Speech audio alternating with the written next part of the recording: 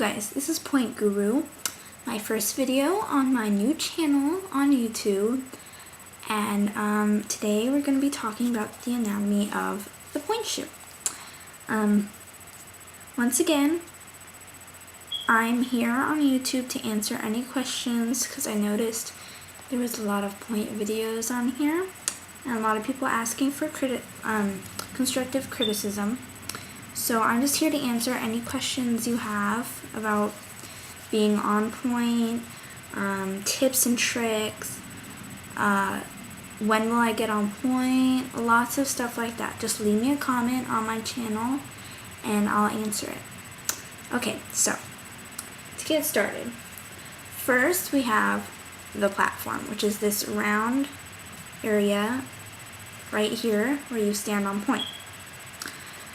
And a lot of people have trouble getting over onto the platform, which is a problem, obviously. So you want to try to get onto the platform as much as possible, but not going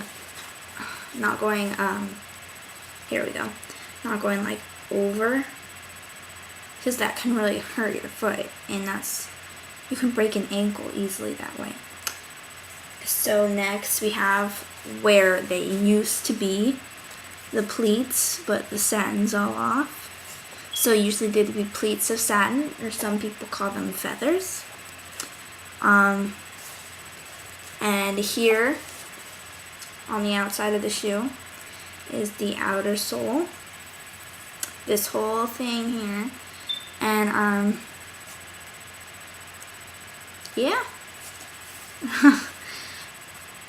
And this seam on the side of the shoe, you know, this diagonal one, is the waist seam, because it's in the middle of the shoe. Of course, that's why they call it the waist seam, because your waist is in the middle of your body, and the waist seam is in the middle of the shoe.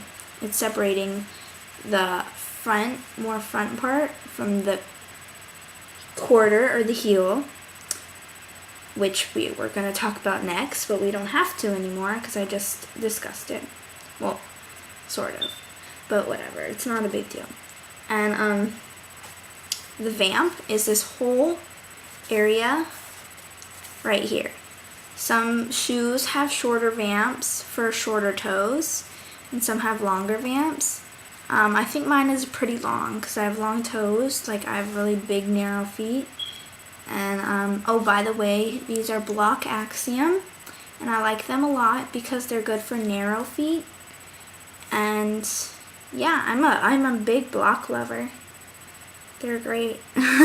Okay, so anyway, again, this is the vamp right here. It depends on what length your toes are, if you get a long or short vamp. And right here and here, these are called the wings, or the supports. And they're basically just like reinforced areas on the side of your shoe. And this whole thing, like the outer sole and the insole, which is the sole inside of your foot, which controls the strength of the shank. This honestly doesn't really control that at all. The insole and the outsole together are the shank. And yeah, that's, if you have a bigger, stronger arch in your foot, you want to get a harder shank. If you have trouble getting over your box, which this whole area right here, this whole thing is called the box. And or some people call it a block. Ironic, block point shoes. But if you have trouble getting over that, like if you're back like this on your point shoe, then you want to get a softer shank so your arch can get over more. But if you're going over like this, then you need to get a harder shank. And right here is the drawstring knot, where you make minor adjustments to your shoe and sometimes they're elastic.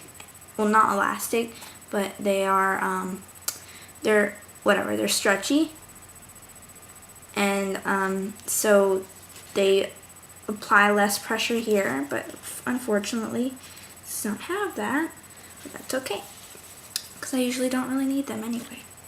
And this is the drawstring right here, the drawstring casing. It goes all the way around the shoe. And it contains the drawstring.